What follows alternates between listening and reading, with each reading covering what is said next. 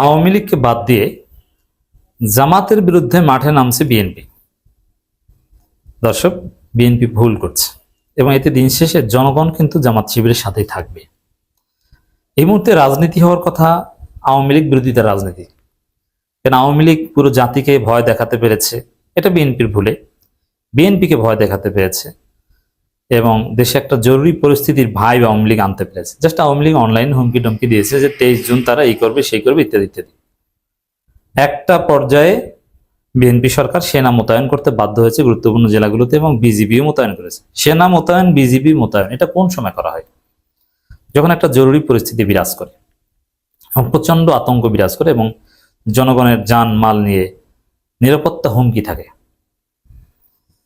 এতটা critical situation Awami League তৈরি করেছিল 23 জুনকে কেন্দ্র করে, তাদের প্রতিষ্ঠা বার্ষিকীকে কেন্দ্র করে। সেখানে দেখা গেল যে আওয়ামী লীগ বিরোধী কোনো রাজনীতি বিএনপি করল না। বিএনপির পুরো রাজনীতি 23 জুনে আমরা দেখেছি জামাত বিরোধী রাজনীতি। ছাত্র দল সকাল সকাল অথবা আগের দিন রাতে আওয়ামী লীগের বিরুদ্ধে রাজপথে নেমেছে, কিন্তু 23 জুন যতটা না গালি ছাত্রদল বিএনপিকে দিয়েছে তার চাইতে কয়েক গুণ বেশি গালি দিয়েছে জামাত শিবিরকে। এই 23 জুন আওয়ামী লীগ বিরোধিতার দিনে জামাতের বিরুদ্ধে মিথ্যাচার করে বক্তব্য দিয়েছে, বিবৃতি দিয়েছে, আনুষ্ঠানিক স্টেটমেন্ট দিয়েছে ছাত্রদল, বিএনপি, যুবদল, সবাই। এবং 23 জুন মাঠে নেমে ছাত্রদল নেতারা বলছে যে জামাতকে ঠেকাবো, প্রতিহত করব, ওই সাংবাদিকদের সাথে ধাক্কাধাক্কি ঘটনাকে কেন্দ্র করে। কিন্তু ছাত্রলীগ আওয়ামী লীগকে প্রতিহত করব, এটা আগের দিন ছিল কথা, কিন্তু 23 জুন এটা বলেনি। এবং ওভারঅল দেখেন, ইটস ভেরি সিম্পল যে জামাতের যে ঘটনাটা সাংবাদিক নির্যাতনের, এটা একটা বিচ্ছিন্ন ঘটনা, এটা জামাতের রাজনীতি ঘটে না। এটা বিএনপি আওয়ামী লীগের ক্ষেত্রে নিত্য নৈমিত্তিক ভাবে ঘটে। সাংবাদিকদের উপর তারা হামলা করে, পেটায়। 3 মাসে 19টা সাংবাদিক হামলা ঘটনা ঘটিয়েছে বিএনপি। জামাতের মিডিয়া উইং এটা প্রচার করেছে, আপনি দেখবেন যে কোথায় কোথায় একদম প্রমাণ সহ দেখিয়েছে। তো সেইখানে জামাতের ক্ষেত্রে জাস্ট একটা বিচ্ছিন্ন ঘটনা এবং সেটা সেটেলড হয়ে গেছে, একটা সমাধান হয়ে গেছে। জামাত যে এক্সাম্পল সেট করেছে তদন্ত কমিটি গঠন করে ক্ষমা চেয়ে, এটা কোনো দলের ক্ষেত্রে হয় না। দলের একদম হাইকমান্ড এ বিষয়ে আনুষ্ঠানিকভাবে দুঃখ প্রকাশ করেন এবং সেই সাংবাদিকদের বাসায় চলে যান। আপনি এরকম দেখেছেন? দেখাতে পারবেন না। আর বিএনপি তো সাংবাদিককে ডিরেক্ট হত্যা করে, পিটিয়ে কানের পর্দা ফাটিয়ে ফেলে ঢাকা বিশ্ববিদ্যালয়ের সাংবাদিক, অথচ এই বিষয়ে কিছুই হয় না। তারা দায়ও নেয় না, বহিষ্কারও করে না, আইনি ব্যবস্থাও নেয় না। কানের পর্দা ফাটালেও বিএনপি করলে কোনো দোষ নেই। কিন্তু জামাতের বিচ্ছিন্ন ঘটনাকে পুঁজি করে পুরো রাজনীতি জামাত বিরোধী রাজনীতি। এমনকি আমি জেনে শুনে বলছি, এমনিতে সোশ্যাল মিডিয়ায় বিএনপি সমালোচনা করে যে যাই করুক, বিএনপির হাইকমান্ডের সাথে আমাদের সম্পর্ক ভালো। বিএনপির বিভিন্ন মন্ত্রীরা দেখলে আমাদেরকে জড়িয়ে ধরেন, আমরাও জড়িয়ে ধরি, এবং বাস্তবিক পক্ষে খুব ভালো সম্পর্ক। চা কফি খাওয়ান, একসময় আমরা খাওয়াতাম, এখন তারা খাওয়ায়। এবং আমি কোনো সুপারিশ বা এগুলো নিয়ে কখনো যাই না, কিন্তু যদি কোনো রেকমেন্ডেশন করি বা ইত্যাদি ইত্যাদি, আমার বিশ্বাস যে এতটাই ভালো সম্পর্ক বিএনপির অনেক এমপি মন্ত্রীদের সাথে, তারা সেটা ফেলবেন না। এই জন্য বিএনপির ভেতরে খবর তো জানে। বিএনপির একটা বিরাট অংশ মনে করে যে জামাত যে বাড়া বেড়েছে, জামাতের যে অবস্থান, জামাতের যে শক্তি হচ্ছে, তাতে জামাতকে সাইজ করার জন্য আওয়ামী লীগকে ফিরিয়ে আনা জরুরি। এবং তারা আওয়ামী লীগকে রাজনৈতিকভাবে বৈধতা দিতে তারা অ্যাক্টিভিজম করছে, যে না, আওয়ামী লীগকে বৈধতা দিয়ে দেন, জামাতকে সাইজ করুক, দক্ষিণ পন্থার উত্থান টেকাক, তারপরে আমরা আওয়ামী লীগ। কিন্তু বিএনপির আরেক অংশ আবার বলছে না, আওয়ামী লীগ আসলে জামাতকে ঠেকাবে কি দূরের কথা, ওরা তো আমাদেরকে ঠেকিয়ে দিবে।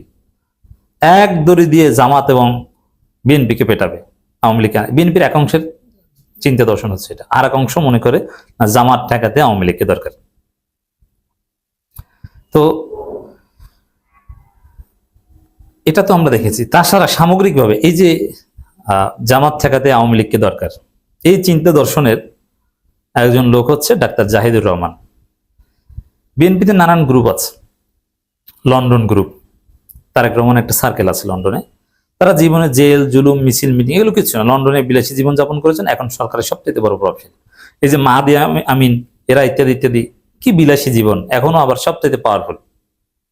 এবং মাহাদি আমিনদের কারণে যারা বাংলাদেশ, আরেকটা গ্রুপ বিএনপি, এই লন্ডন গ্রুপ, আরেকটা গ্রুপ হচ্ছে দেশে তেগি বা জেলখাটা গ্রুপ। তেগি জেলখাটা গ্রুপ, তারা এই মাহাদি আমিনদের দুজনে সরকারের উচ্চ পর্যায়ে যোগাযোগই করতে পারে না, এবং তারা বঞ্চিত। লুৎফুজ্জামান বাবুর কিছু না, আলতাফ হোসেন চৌধুরী কিছু না,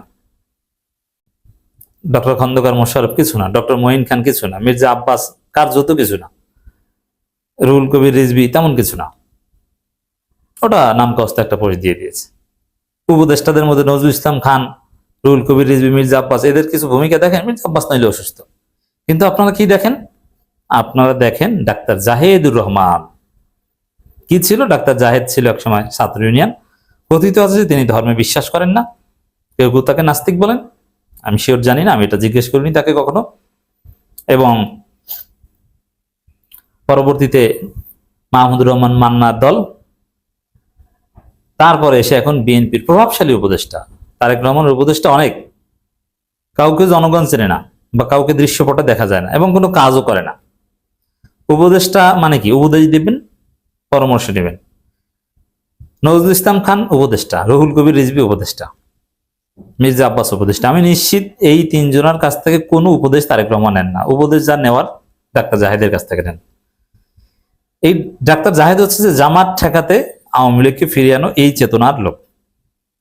ডাক্তার জাহেদের ফিলোসফি হচ্ছে যে আওয়ামী লীগকে বাদ দিয়ে জামাতের বিরুদ্ধে আমরা মাঠে নামি।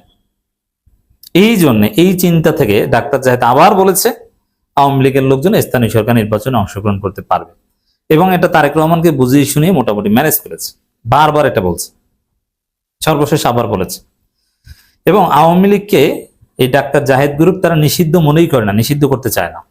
তিনি খোলামেলা বলেছেন যে আওয়ামী লীগ নিষিদ্ধ দল নয়, তারা নিষিদ্ধ হবে কিনা এটা আদালত সিদ্ধান্ত নেবে। অথচ আমরা মনে করি, বা বিএনপিরও কেউ কেউ বলে যে নিষিদ্ধ আওয়ামী লীগ। কার্যক্রম নিষিদ্ধ মানে কার্যক্রম নিষিদ্ধ আর দল নিষিদ্ধ, এর মধ্যে আসলে প্র্যাকটিক্যালি কোনো পার্থক্য করা যায় না।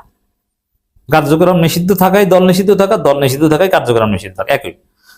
কার্যক্রম নিষিদ্ধ এটা বাদ দিয়ে যদি একদম দল নিষিদ্ধ, মানে জামাতকে যেভাবে নিষিদ্ধ করা হয়েছিল ওইভাবে নিষিদ্ধ করলে কি এই জামাত যারা করে তারা সবাইকে অটো জেলে যাবে, অটো সাজা হবে না?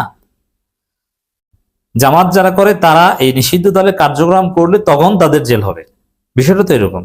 বাস্তব আইনের দৃষ্টিতে, জুরিসপ্রুডেন্সের দৃষ্টিতে কার্যক্রম নিষিদ্ধ আর দল নিষিদ্ধ এটা একই।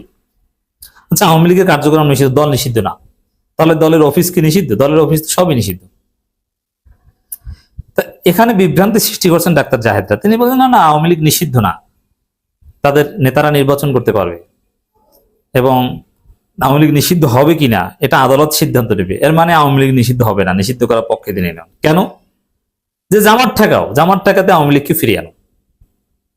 এই রাজনীতি বিএনপিকে ডুবাবে, ধ্বংস করবে। দিন শেষে জামাত সঠিক রাজনীতি করলে জনগণ জামাত শিবিরের সাথে থাকবে, জনগণ এই আওয়ামী লীগ বিএনপিকে বর্জন করবে, এবং আওয়ামী লীগ যদি কোনোভাবে আসতে পারে উল্টো বিএনপি আওয়ামী লীগকে পিটাবে, মানে বিএনপি আওয়ামী লীগের পিটানি খাবে, আর জনগণ জামাতের সাথেই থাকবে, যদি জামাত সঠিক রাজনীতিটা করতে পারে।